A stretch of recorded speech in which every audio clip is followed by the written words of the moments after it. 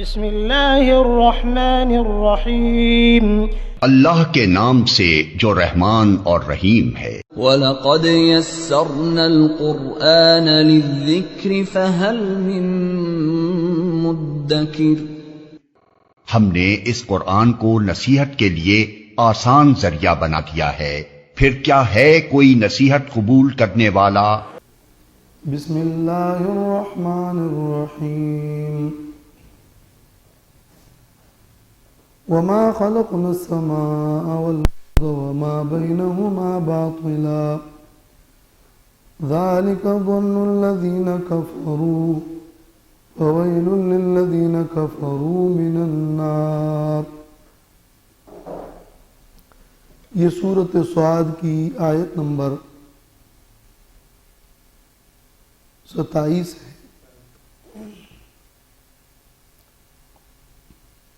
اس آیت میں قیامت کو ثابت کیا گیا ہے اور بتایا گیا ہے کہ قیامت کا واقع ہونا نہایت معقول ہے، اور یہ اس لیے کہ اس سے پہلے کی آیت میں فرمایا کہ جو لوگ اللہ کے راستے سے گمراہ ہیں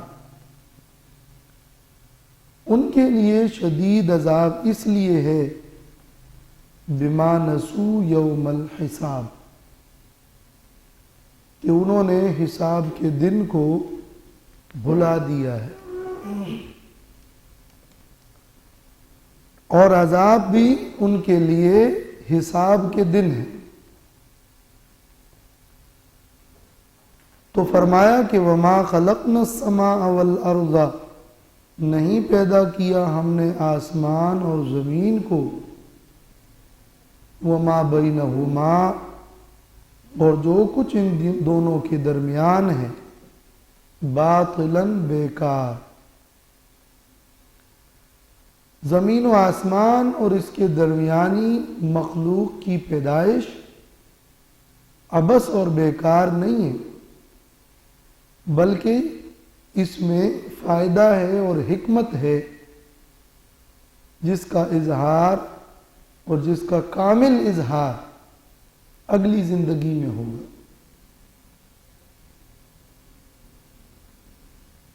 اور یہ اسی طرح کا مضمون ہے جو دوسرے مقام پہ قرآن مجید میں فرمایا ہے کہ وَمَا خَلَقْنَا السَّمَاوَاتِ وَالْأَرْضَ وَمَا بَيْنَهُمَا لاعبین۔ زمین و آسمان کی تخلیق کھیل کے لیے نہیں، بلکہ اس کی پیدائش کا ایک مقصد ہے۔ بلا وجہ اتنا مستحکم نظام اور اس کی پیدائش، جبکہ اس میں کوئی حکمت نہ ہو، یہ کوئی معقول بات نہیں ہے۔ ذالک ظن الذین کفروا، یہ گمان ہے ان لوگوں کا جنہوں نے کفر کیا ہے۔ دنیا کو بے مقصد سمجھنا کفار کا خیال ہے۔ وَوَيْلٌ لِّلَّذِينَ كَفَرُوا مِنَ النَّارِ، تو تباہی ہے ان لوگوں کے لیے جنہوں نے کفر کیا آگ کی، یعنی ان کے لیے جہنم ہے۔ منکرین قیامت اور منکرین آخرت، اور جو لوگ دنیا کو بے مقصد سمجھتے ہیں ان کے لیے جہنم کا عذاب ہے۔ اور یہاں تو یہ قید ذکر نہیں ہے، لیکن قرآن مجید کی دوسری آیات میں یہ بار بار ذکر ہوا ہے کہ خالدین فیہا ابدا، اس آگ میں وہ ہمیشہ رہیں گے۔ ام نجعل الذین آمنوا وعملوا الصالحات کالمفسدین فی الارض، کیا ہم بنائیں گے ان لوگوں کو جو ایمان لائے ہیں اور نیک عمل کیا ہے ان کی طرح جو کہ زمین میں فساد کرنے والے ہیں۔ ایمان اور نیک عمل والے، ان کے ساتھ کیا اسی طرح کا معاملہ ہوگا جو کفر اور شرک اور معصیت اور نافرمانی اور فساد کرتے ہیں؟ یہ خلاف حکمت بھی ہے مگر خلاف عدل بھی ہے، یہ تو ظلم ہے۔ پہلی آیت میں فرمایا کہ قیامت کا وقوع حکمت کا تقاضا ہے، اس لیے کہ دنیا کی پیدائش بیکار نہیں، اور اس آیت میں ہے کہ یہ انصاف اور عدل کا بھی تقاضا ہے، اس لیے کہ مومنین اور مفسدین دونوں کا بدلہ برابر نہیں۔ ام نجعل المتقین کالفجار، کیا ہم بنائیں گے متقین کو، پرہیزگاروں کو، کالفجار، نافرمانوں کی طرح؟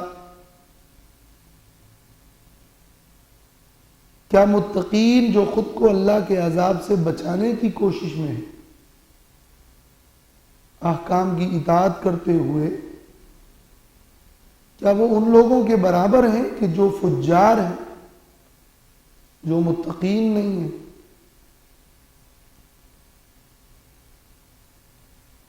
اگر ایسا ہے پھر تو دنیا میں صلاح اور اصلاح کا کام کرنے والوں کو تکلیف اٹھانے کی کوئی ضرورت نہیں،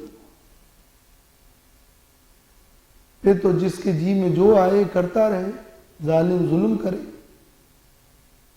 نافرمان نافرمانی کرتا رہے، کہ نتیجہ تو یکساں ہے۔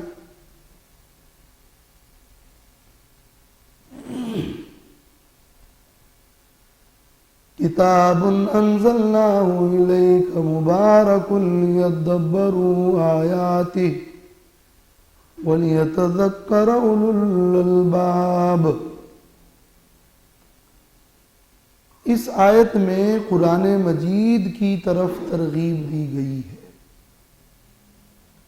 اور قرآن مجید کی 5 صفات ذکر کی گئی ہیں، اور قرآن کی طرف ترغیب اور قرآن کے مقام عالی شان کا تذکرہ اس موقع پر کیوں کیا گیا؟ اس لیے کہ اس سے پہلے توحید کا بھی ذکر ہے، قیامت کا بھی ذکر ہے، متقین اور فجار میں فرق کا بھی ذکر ہے، اور ان تمام مضامین کا پتہ چلتا ہے قرآن سے۔ قرآن میں غور و فکر اور تدبر کے نتیجے میں یہ فائدہ اور برکت حاصل ہوتی ہے کہ لوگ توحید کو جان لیتے ہیں، لوگ وقوع قیامت پر یقین کر لیتے ہیں، اور اچھے برے صفات کا فرق واضح ہوتا ہے، اور عقل مند لوگ نصیحت لیتے ہیں۔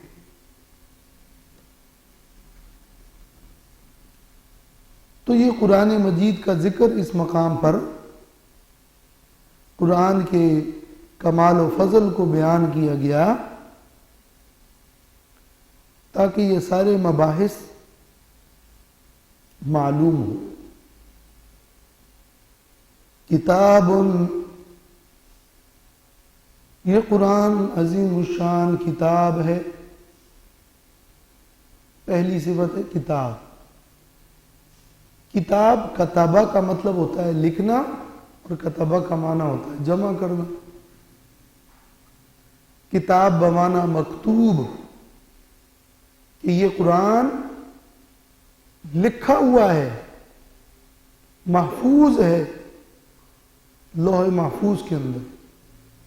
بل هو قرآن مجید فی لوح محفوظ۔ دوم، یہ قرآن لکھا ہوا ہے فی صحف مکرمہ، فرشتوں کے صحائف میں۔ اور پھر یہ قرآن لکھا ہوا ہے عام صحیفوں میں، اور کتاب بمعنی مکتوب اور مکتوب بمعنی مفروض، کہ اس قرآن کے احکام فرض کیے گئے. یہ مفروض ہے، کتاب معنی یہ فرض کی گئی کتاب ہے.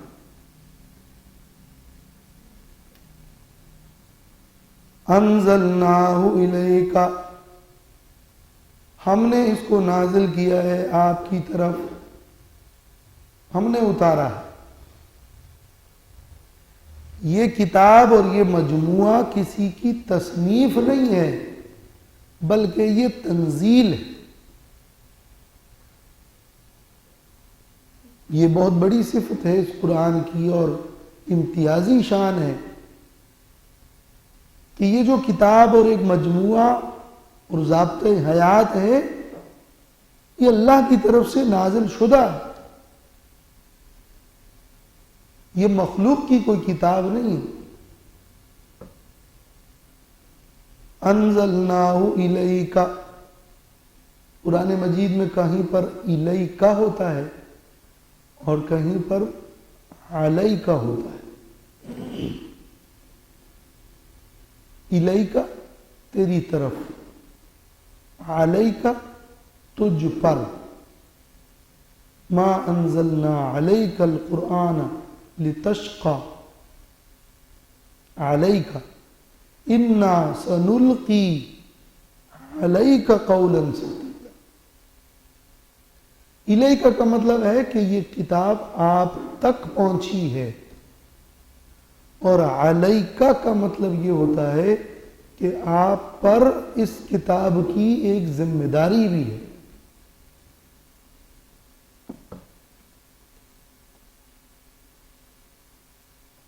مبارکن، یہ برکت والی کتاب ہے. برکت کا مطلب ہے خیر کثیر. یہ کتاب بہت مفید ہے. مبارک ہے یعنی مفید ہے. مبارک ہے یعنی اس میں بہت بڑا فائدہ ہے. وہ فائدہ دنیا کا بھی ہے، وہ فائدہ آخرت کا بھی ہے. وہ فائدہ اس کتاب کی تلاوت میں ثواب کی زیادت کا بھی ہے، اور اس کی نورانیت اور روحانیت کا بھی ہے. اور وہ اس کتاب کے احکام پر عمل کے نتیجے میں برکات کا نزول بھی، دنیاوی اور اخروی فوائد. اور اس کتاب میں جو اطمینان قلبی ہے، ان تمام اعتبارات سے یہ مبارک ہے. لِيَدَّبَّرُوا آیَاتِهِ، تاکہ یہ لوگ نصیحت غور کریں اس کی آیات میں. وَلِيَتَذَكَّرَ أُولُو الْأَلْبَابِ، اور تاکہ نصیحت لیں عقل والے. تدبر اور تذکر، یہ چوتھی اور پانچویں خوبی ہے کہ قرآن مجید کے نزول کے مقاصد میں یہ ہے کہ اس پہ تدبر کیا جائے اور عقل مند اس سے نصیحت لے. تدبر کے نتیجے میں تذکر حاصل ہوتا ہے. تدبر کا مطلب ہے کسی چیز کے انجام، اس کے عواقب، اس کے ثمرات پر غور کرنا. اور تذکر کا مطلب ہے دل میں اس کا اثر لینا. ایک شخص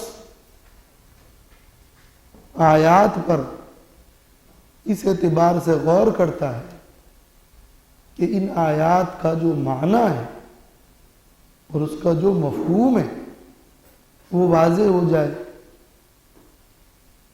اور اس غرض کے لیے وہ اس لفظ کا بار بار تکرار کرتا ہے، اس کو بار بار دیکھتا ہے، اس کو بار بار پڑھتا ہے، تاکہ اس کا معنی واضح ہو اور اس کے نتائج اور اس کے اثرات اور اس میں سے ماخوذ معانی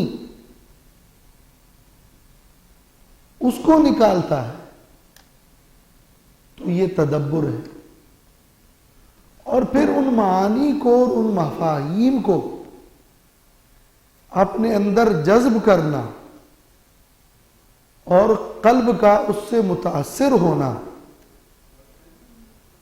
اور اعضاء کا اس سے متاثر ہونا، یہ سب تذکر ہے۔ نزول قرآن کے مقاصد میں یہ ہے کہ اس پر تدبر بھی کرو اور اس سے نصیحت بھی لو، اس کے معانی کو واضح بھی کرو، اس کے مفاہیم کو قبول بھی کرو، اس کے مطلب اور اس کے ثمرات اور نتائج کو بھی معلوم کرو اور اس پر عمل بھی کرو۔ وَوَهَبْنَا لِدَاوُودَ سُلَيْمَانَ نِعْمَ الْعَبْدُ إِنَّهُ أَوَّابٌ۔ اور ہم نے داؤد علیہ السلام کو سلیمان بیٹا عطا کیا، ہم نے ان کو سلیمان جیسا عظیم پیغمبر بیٹا وارث عطا کیا۔ وَوَهَبْنَا، وَهَبَ یَهَبُ یہ عام طور پر بیٹا عطا کرنے کے لیے استعمال ہوتا ہے۔ یَهَبُ لِمَن یَشَاءُ إِنَاثًا وَيَهَبُ لِمَن یَشَاءُ الذُّکُورَ۔ سلیمان علیہ السلام داؤد علیہ السلام کا بیٹا تھا، یہاں بیٹا عطا کرنا اور بخشنا اس کو وہبنا کہا ہے۔ اور داؤد علیہ السلام کے تو بیٹے اور بھی تھے، لیکن یہاں داؤد علیہ السلام کے لیے سلیمان علیہ السلام کا بخشنا وہ بطور خاص اس لیے ہے کہ یہ بخشنا ایسا بیٹا بخشنا ہے کہ وہ بھی نبی۔ تو اور بھی بیٹے ہیں، لیکن یہ سلیمان ہم نے ان کو عطا کیا جو کہ ان کے بیٹے بھی ہیں اور پیغمبر بھی ہیں۔ اصل بات یہ ہے کہ وہ پیغمبر ہے۔ وَوَرِثَ داؤد سلیمان، ایک اور آیت میں ہے داؤد علیہ السلام کے میراث کو سلیمان علیہ السلام نے لے لی۔ وہ میراث اصل میں ان کی نبوت کا، ان کی تبلیغ کا اور ان کی صفات کا میراث ہے جو سلیمان علیہ السلام کو عطا ہوا۔ پچھلی کئی صورتوں میں سلیمان علیہ السلام کا ذکر گزر چکا ہے کہ وہ بھی ایک عظیم بادشاہ تھے، شام و فلسطین کی 990 قبل مسیح سے 930 قبل مسیح تک، تاریخی روایت کے مطابق۔ نعم العبد انہ اواب، بہترین بندے تھے، بہت اچھے بندے تھے، بے شک وہ رجوع کرنے والے تھے اللہ کی طرف۔ دو صفات بہت بڑی صفات، عظیم صفت عبدیت کی صفت ہے۔ وہ نبی تھے، عبد تھے اور اچھے عبد تھے۔ ساری مخلوق اللہ کی عبد ہے، اس اعتبار سے کہ اللہ نے ان کو پیدا کیا، اللہ کے حکم کے تابع ہیں۔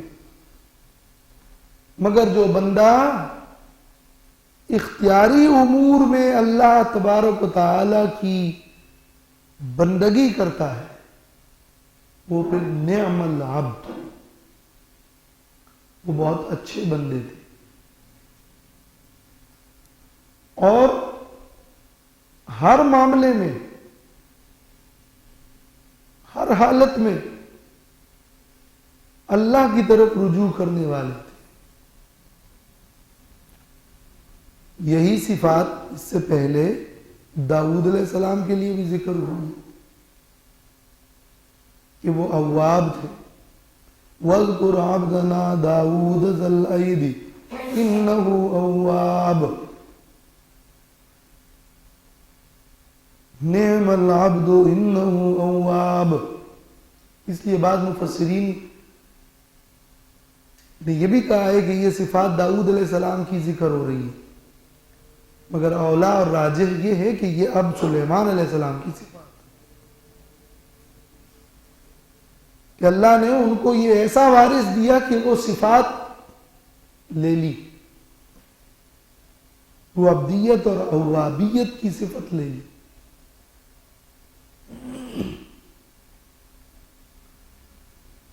اذ عرض علیہ بالعشی الصافنات الجیاد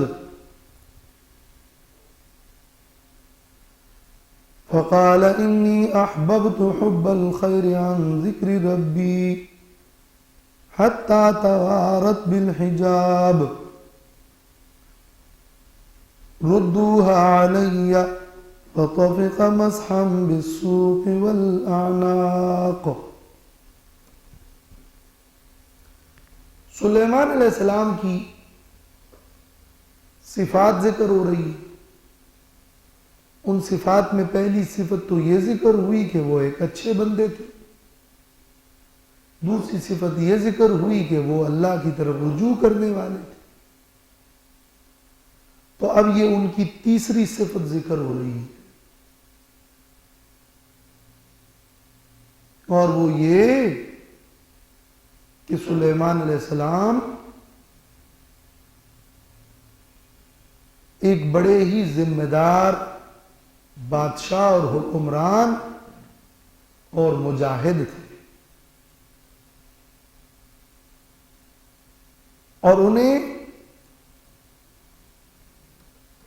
سامان جہاد میں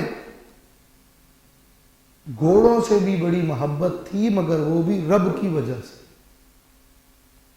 وہ رب کی طرف پلٹنے والے تھے، بہترین بندے تھے، اس لیے کہ انہیں محبت اپنے رب سے تھی، اور جس چیز سے بھی محبت تھی، اگرچہ وہ بادشاہ تھے، مجاہد تھے، مگر ان سب چیزوں کو وہ استعمال کرتے تھے رب کی یاد میں۔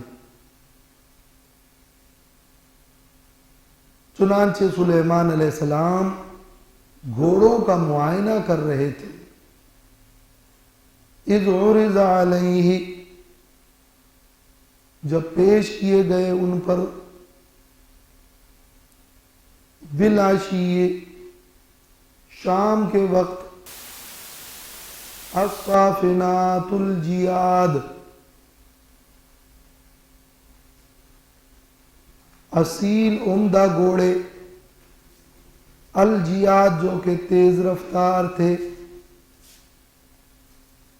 صافنات، صافنتن، صافنن کی جمع ہے،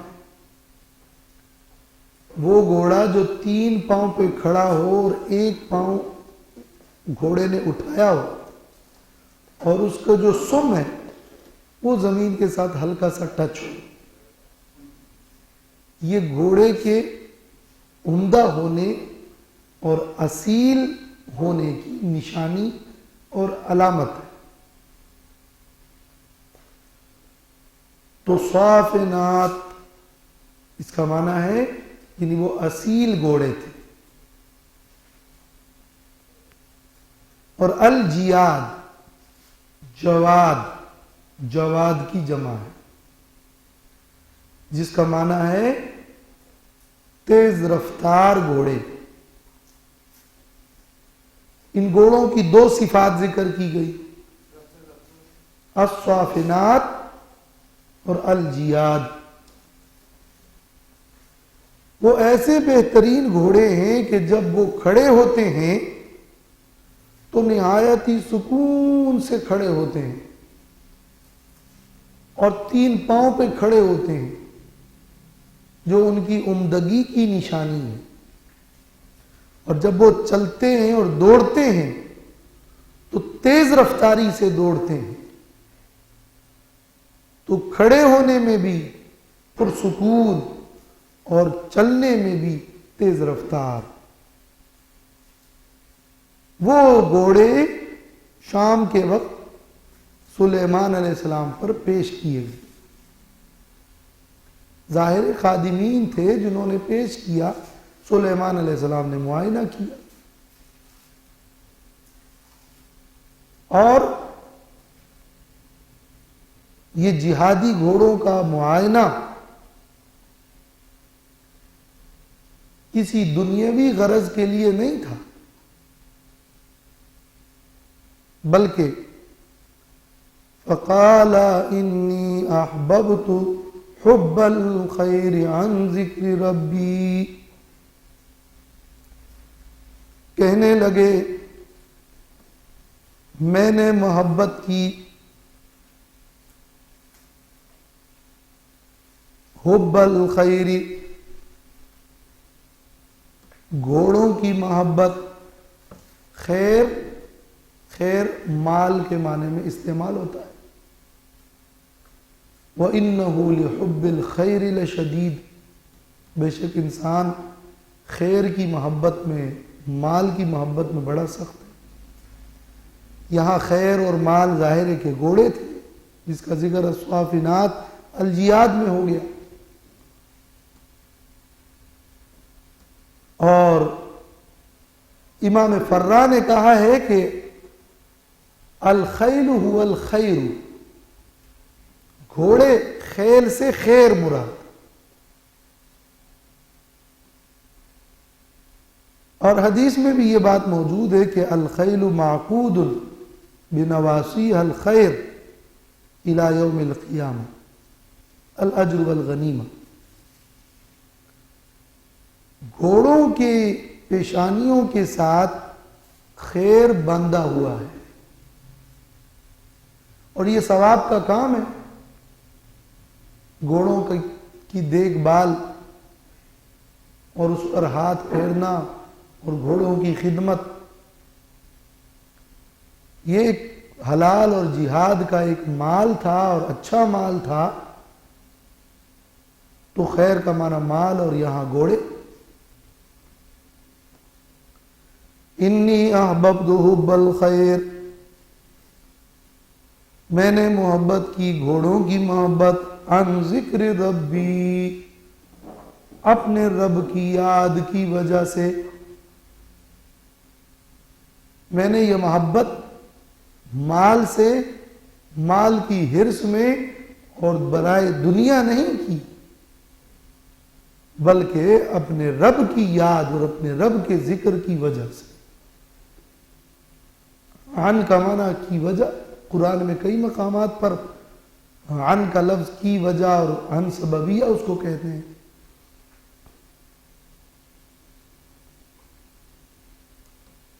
تو گھوڑوں کا معائنہ کیا اور گھوڑے بھی پھر پیش کیے گئے. حتی توارت بالحجاب، یہاں تک کہ وہ گھوڑے چھپ گئے پردے میں. توارت، توارایت، چھپ گئے. یا اس لیے کہ خادمین اس کو لے گئے تو کسی دیوار کے پیچھے چھپ گئے، یا ان کو دوڑ لگوائی تو دور جا کر وہ اس میدان میں ہی، گرد و غبار میں ہی چھپ گئے. تو کسی اوٹ اور پردے میں چھپ گئے. تو کہنے لگے سلیمان علیہ السلام ردوہا علیہ، ان گھوڑوں کو مجھ پر لوٹا دو۔ اگر خادمین لے گئے ہیں تو ان کو کہا کہ دوبارہ لے کر آؤ، یا اگر وہ دور جا کے دوڑ لگوائی تو پھر سے لے کر آؤ۔ ردوہا علیہ،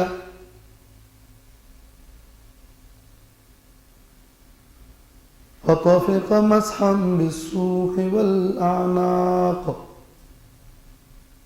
تو شروع ہوئے، طفق مانا شروع ہوئے، مسحا بالسوق والاعناق، ہاتھ پھیرنا، بالسوقی پنڈلیوں پر، والاعناق اور گردنوں پر۔ ان گھوڑوں کو میرے لیے دوبارہ لوٹا دو، اور جب وہ گھوڑے آ گئے تو ان کے گردن پہ اور ان کی پنڈلیوں پر ہاتھ پھیرنے لگے، جو کہ گھوڑوں کے ساتھ محبت کا تقاضا تھا۔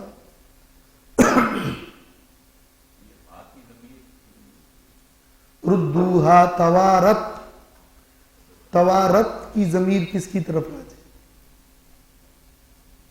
یہاں تک کہ چھپ گئے وہ صافنات،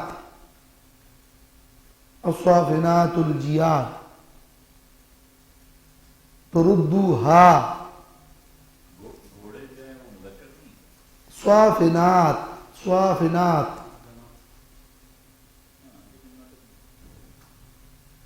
گھوڑے جو ہے، یہاں تو ہا ضمیر کے لیے مرجع تو آپ عبارت میں تلاش کرتے ہیں، یہاں کس لفظ کی طرف ہا ضمیر راجی؟ وہ صافنات، صافنات مؤنث ہے، مطلب یہ گروپ آف گھوڑوں کو مؤنث میں استعمال، رجال کے لیے بھی، جمع مکسر کے لیے بھی مؤنث استعمال ہوتا ہے، اور صافنات تو خیر مسلمات کے وزن پر جمع مؤنث سالم ہے، صافنات مؤنث ہے، توارت بھی اس کی طرف راجع ہے اور ردوہا بھی اس کی طرف راجع ہے، یہاں ذکر بھی اسی کا ہے۔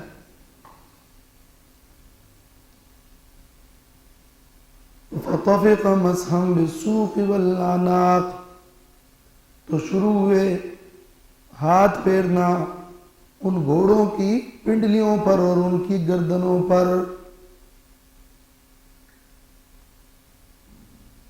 یہ ان آیات کی وہ تفسیر ہے جس میں کسی مقدر ماننے کی ضرورت نہیں پڑتی، اور آیت میں جو کچھ موجود ہے، جو الفاظ ہے، ان الفاظ کے زیادہ موافق ہے۔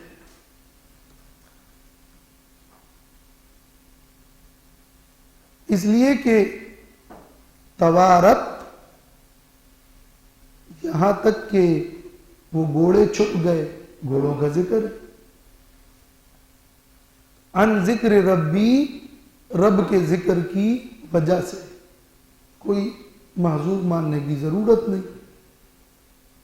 مسحن، مسح کرنا اور ہاتھ پھیرنا، کسی دوسرے بعید معنی کے لینے کی اس میں کوئی ضرورت نہیں۔ اور سب سے بڑی بات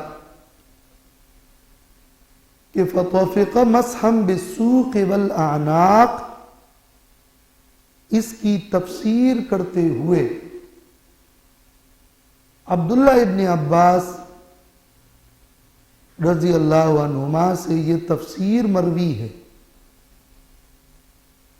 سند صحیح سے، کہ جعل یمسح اعراف الخیل وعراقبها حبا لها،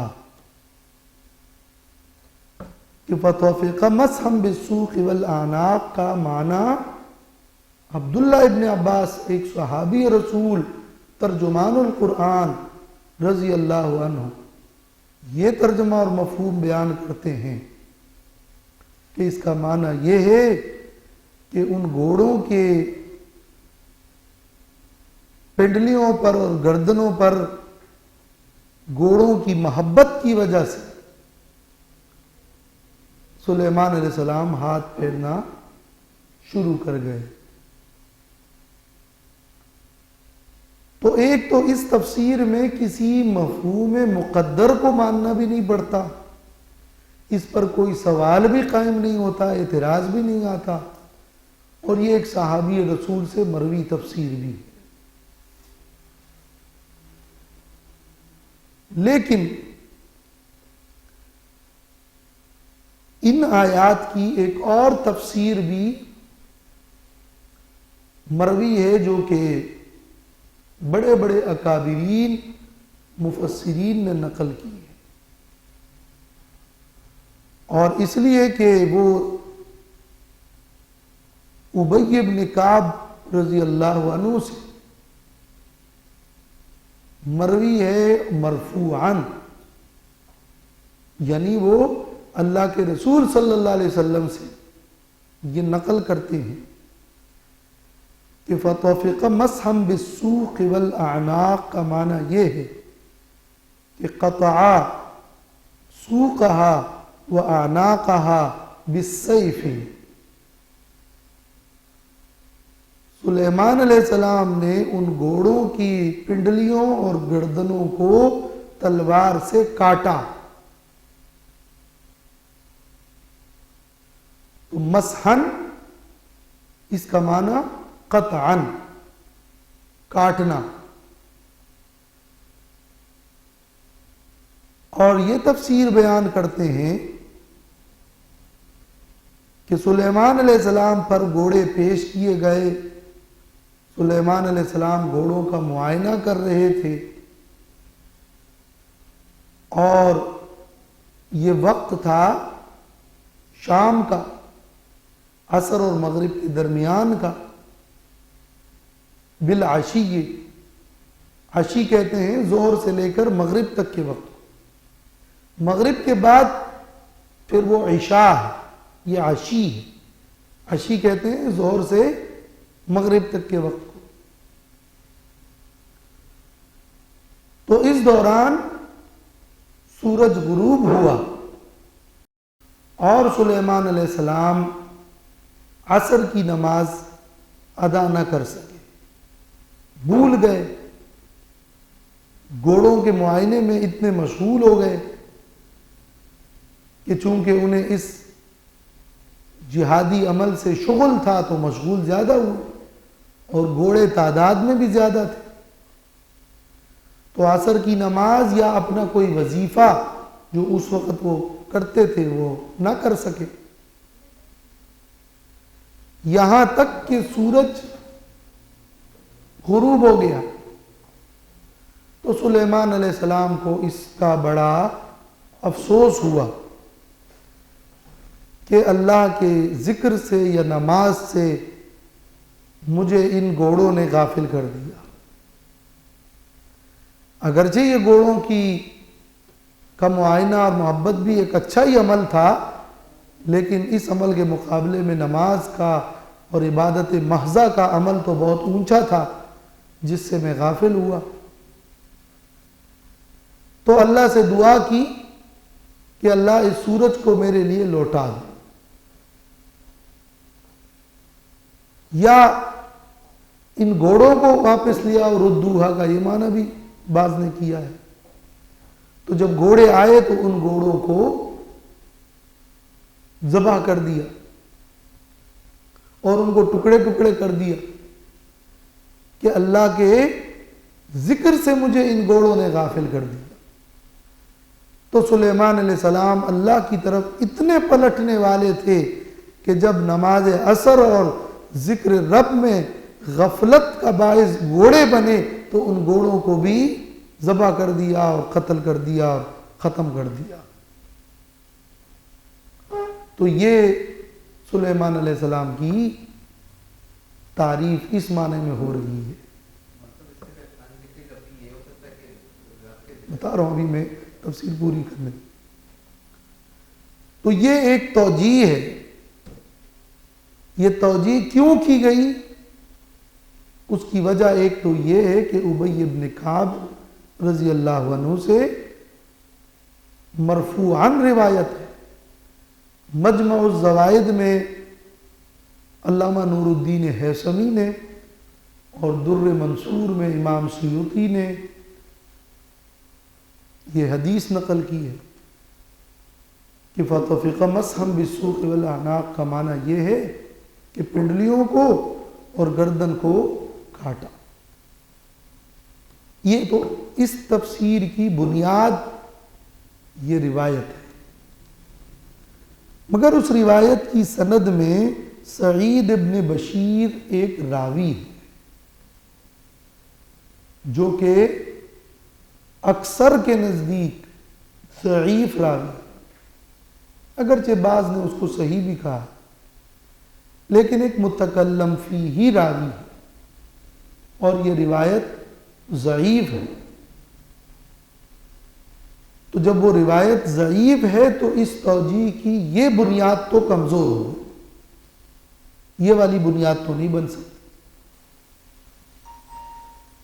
اور جب ہم آیت کے سیاق و سباق میں دیکھیں، مضمون میں دیکھیں، تو اس پر ایک سوال تو یہ آتا ہے کہ سلیمان علیہ السلام پر اس توجیہ کے اعتبار سے یہ الزام ہے کہ وہ نماز عصر اور اللہ کی یاد کو ہی بھول گئے. اس کے لیے تو بڑی مضبوط سند والی کوئی حدیث ہو تو چلو کوئی بات کی جائے. کسی ضعیف روایت کی بنیاد پر کسی نبی کے حوالے سے اس طرح کی بات کرنا کہ وہ نماز عصر بھول گئے اور نماز نہیں پڑھی اور وظیفہ نہیں کیا اور رب کا ذکر نہ کر سکے، یہ ضعیف روایت کی بنیاد پر کمزور ہے. اگرچہ غزوہ خندق کے موقع پر نبی صلی اللہ علیہ وسلم سے عصر کی نماز فوت ہوئی تھی مگر وہ تو صحیح حدیث میں ہے، یہاں تو ایسی کوئی صحیح حدیث نہیں. اور اس صورت میں یہاں ذکر ربی سے گویا نماز عصر مراد ہے، اور وہ یہ معنی کرتے ہیں کہ انی احببت حب الخیر، میں نے گھوڑوں کے ساتھ محبت کی عن ذکر ربی، رب کے ذکر کے مقابلے میں. تو عن بمعنی علا کے یا شغلنی عن ذکر ربی، کہ اس نے ہمیں، اس گھوڑوں نے مجھے مشغول کر دیا میرے رب کے ذکر سے. تو شغلنی کو پھر آپ مقدر مانیں گے. اس کا مفہوم یہ ہے کہ ذکر رب سے مجھے غافل کر دیا، حالانکہ غافل کر دیا کا لفظ یہاں موجود نہیں ہے، وہ پھر اس میں مقدر ماننا پڑے گا. حتی توارت بالحجاب، یہاں تک کہ سورج پردے میں چھپ گیا. پھر توارت کی ضمیر راجع ہوگی سورج کی طرف. حتی توارت الشمس، تو سورج کا تو یہاں ذکر ہی نہیں ہوا. تو یا تو ذہن میں سورج کو رکھنا پڑے گا، یا بعض کہتے ہیں کہ نہیں عشی کا ذکر ہوا ہے، بالعشی. عشی تو شام کا وقت ہوتا ہے، تو اس میں اشارہ موجود ہے سورج کی طرف. تو حتی توارت یہاں تک کہ سورج چھپ گیا. اور ردوہا کا معنی بھی پھر یہ ہوگا کہ اس سورج کو میرے لیے لوٹا دو. فرشتوں سے کہا یا اللہ سے دعا کی. یا ایک توجیہ کے مطابق چلو اس سے مراد پھر گھوڑے ہی ہے کہ گھوڑوں کو لوٹا دو. اور اگر سلیمان علیہ السلام بھول گئے تو بھول جانا تو کوئی گناہ نہیں ہے، تو صغیرہ گناہ بھی نہیں ہے کہ اس کی وجہ سے اتنا بڑا اقدام کیا جائے کہ گھوڑوں کو ہی ختم کیا جائے. اور جب سوال ہوتا ہے کہ قصور تو معائنے کا تھا، قصور تو گھوڑوں کا کوئی نہیں تھا، وہ تو بے زبان جانور ہیں، تو کہتے ہیں نہیں، یہ گھوڑوں کی قربانی کر دی، گھوڑوں کی قربانی کی کہ ایک بڑے عمل سے جب مجھے اس نے روکا تو میں ان گھوڑوں کو اب اللہ کی رضا کے لیے قربانی کرتا ہوں. یہ پھر اس کا جواب دیتے ہیں. لیکن قربانی کرنے کا طریقہ کیا یہ ہے کہ گردن کی طرف سے کاٹا جائے اور پنڈلیوں کو کاٹا جائے؟ یہاں تو گردن کا اور پنڈلیوں کا ذکر ہے. اور مسحن کا لفظ کاٹنے کے معنی میں استعمال ہو تو سکتا ہے لغت میں، مگر جب کوئی قرینہ ہو یا اس کے ساتھ بالسیف کا کوئی لفظ ہو. ویسے تو قرآن میں ہے وَامْسَحُوا بِرُؤُوسِكُمْ، اپنے سروں پر مسح کرو، تو کیا وہاں یہ معنی ہے کہ اپنے سروں کو کاٹ دو؟ تو مسحن کو کاٹنے کے معنی میں لینا بعید. اور اگر یہ سلیمان علیہ السلام کی اس معائنے کی کوئی ایک لغزش تھی تو فوراً سلیمان علیہ السلام کو توبہ کرنا تھا، اللہ کی طرف پلٹنا تھا، اور پھر اللہ نے ان کی مغفرت کرنی تھی. اس کا تو یہاں کوئی ذکر ہی نہیں ہے. جیسے کہ داؤد علیہ السلام کے واقعے میں تو چلو یہ ذکر ملتا ہے یا اور مقامات پر، مگر یہاں تو توبے کا بھی کوئی ذکر ہی نہیں ہوا. پھر یہ بیت المال کے گھوڑے تھے، سلیمان علیہ السلام کے گھوڑے تو نہیں تھے. بیت المال کو اس طرح ضائع کرنا جبکہ وہ جہادی مال ہو، اس وجہ سے کہ مجھ سے نماز قضا ہو گئی، یہ تو شان پیغمبری کے خلاف. تو کہتے ہیں نہیں، وہ سارے گھوڑے تھوڑی ختم کر دیے، کچھ گھوڑے ذبح کر دیے، اور وہ کچھ گھوڑے بھی ان کی ملکیت کے ہوں گے. تو یہ سارے جواب در جواب پھر دینے کی اس توجیہ میں حاجت اور ضرورت پڑتی ہے، جبکہ پہلی والی توجیہ بے غبار ہے، اس میں ان تقدیرات کی بھی حاجت نہیں پڑتی، اس پر کوئی سوال بھی نہیں آتا. اس لیے امام ابن حزم نے اور امام رازی نے اور شربینی نے تو نہایت شدید رد لکھا ہے اس توجیہ کو. اگرچہ اس توجیہ کو امام ابن کثیر نے اور علامہ آلوسی نے اور متعدد اور اکثر مفسرین نے ترجیح بھی دی ہے. بہرحال یہ دو توجیحات ہیں، جس میں یہ ایک توجیہ تو بڑی بے غبار ہے، ابن عباس رضی اللہ عنہ سے مروی بھی ہے، مگر مقصود تو ان آیات میں یہ کہ سلیمان علیہ السلام اللہ کے نیک بندے تھے اور اللہ کی طرف پلٹنے والے تھے.